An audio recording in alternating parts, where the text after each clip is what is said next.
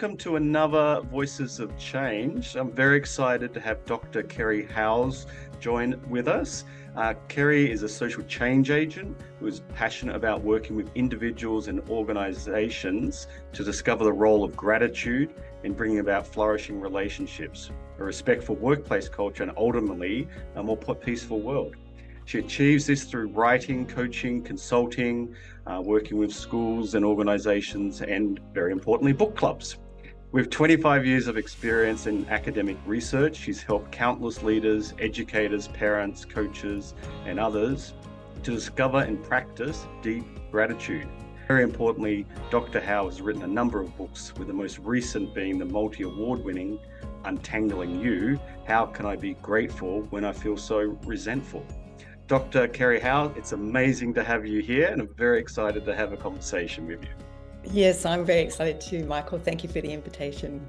Kerry, let's just start off with who or what inspired your leadership journey.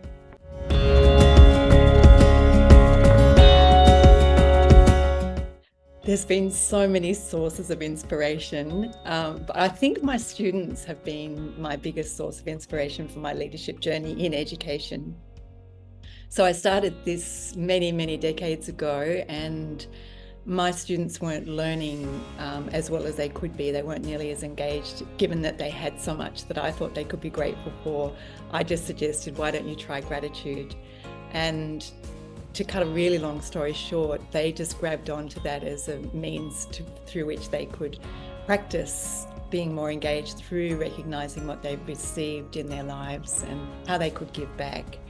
And as a result of that, a whole pedagogy of gratitude was born. So my first and most important inspiration has been my students, and that includes my workshop participants to this day as well. Like, they really inspire me, because to practice gratitude, especially in difficult relationships, takes a lot of courage and humility, because we're usually waiting around for somebody else to do the changing and for somebody else to do the work.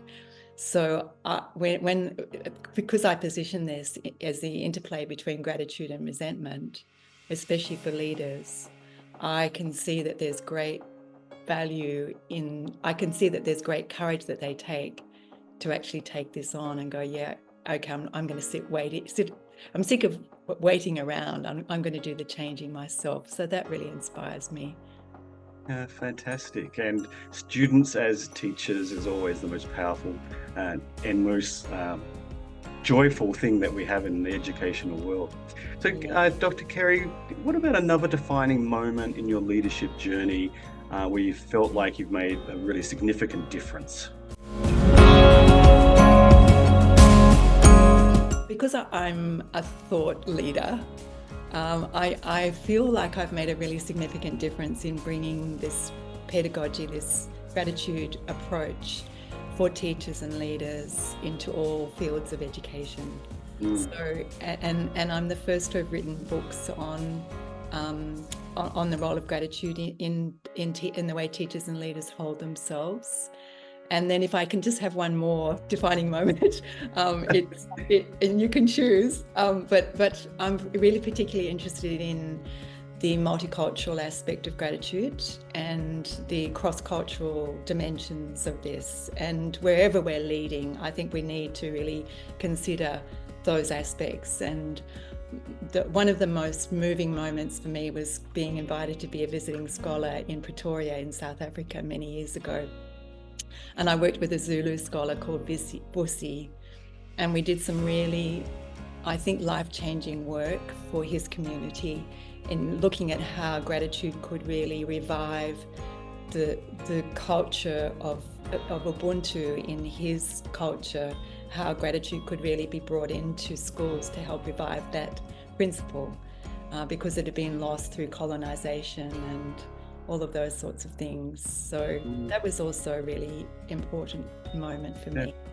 Really, that's the important work there. And you did refer to another culture's set of values. What are your own values and principles that guide your leadership approach? I feel like even though I'm facilitating this, I'm also leading it. So it has to start with my own inner attitude and the inner attitude of gratitude that I'm practicing in my daily life. And the pressure is quite big if I'm leading that with the hundreds of people. So I don't see myself as separate from what I'm trying to help leaders take themselves. So I have to really practice myself. And the whole notion of gratitude is a value, isn't it? It's a value of acknowledging what we've received from others and being motivated to give back. So gratitude is an action. And I've also developed a whole approach to leadership and the way in which we think, which is about a state of what I call a state of preparedness, where the inner attitude that we bring to our tasks, to our leadership,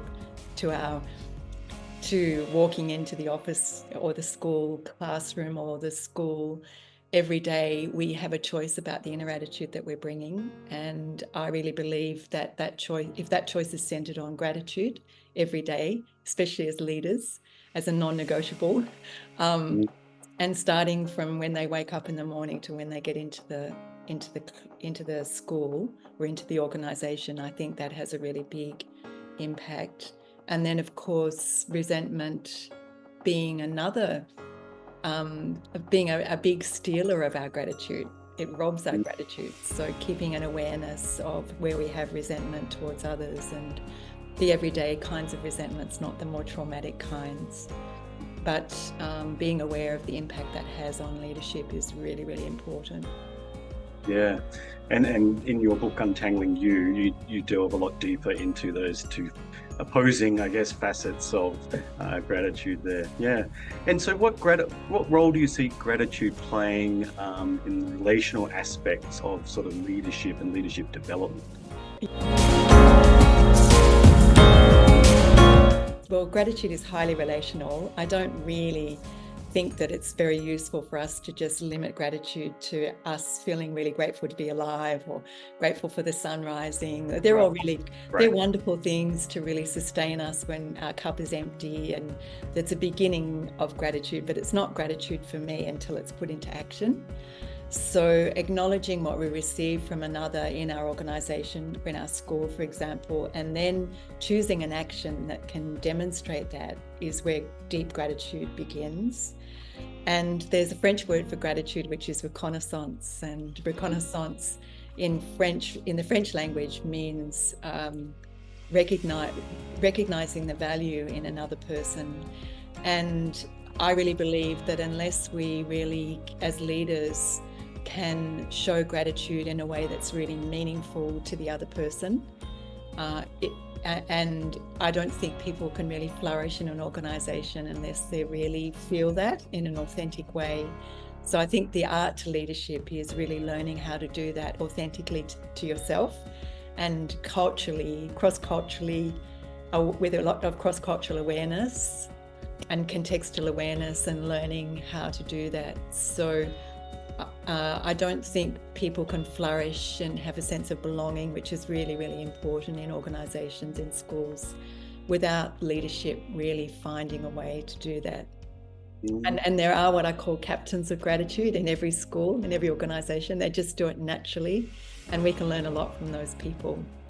They can be hidden sometimes, like they can be the canteen lady or the cleaner, but they're just so good at doing it. And I think we can learn a lot in leadership from looking at our organizations and seeing who does this well, and what's the impact of just one person holding an inner attitude of gratitude and giving out of a heart of gratitude. What's the impact of that, and how can I do that in my own way? Like, you don't have to copy it, but how can I do that in my own way? All these faces and people from different roles and organizations have just popped up into my mind, and you're right, some of them aren't necessarily the leader out the front. They're maybe the quiet person to the side of the room, or there's a fantastic trip down memory lane then for me. Yeah, I did a workshop recently at a school, and I asked people to think about one person that they feel can do this reconnaissance really well, this recognition through gratitude, and they all named this one person, and she was just sort of sitting in the center of the room. And so, it's hard to think of people sometimes that they have this incredible attentive listening, that they are really present when they're with you, that they make you feel really valued. Yeah, fantastic. All your words have been inspiring so far as well. But if I could ask you, we have a moment as part of our Voices of Change where we have a gem. And if you could distill all those wonderful journeys and experiences that you've had as a leader, what would the one piece of advice you'd like to sort of finish with be? Hard to choose one, but I think that we really need to embrace the deliciousness of choice we have as leaders. So we really need to know that we can choose our inner attitude, no matter what circumstances are going on around us. That's the power of choice and the power of agency as leaders. And the inner attitude that you bring into your organization every day affects the mood and affects the well-being of a lot of people in your organization.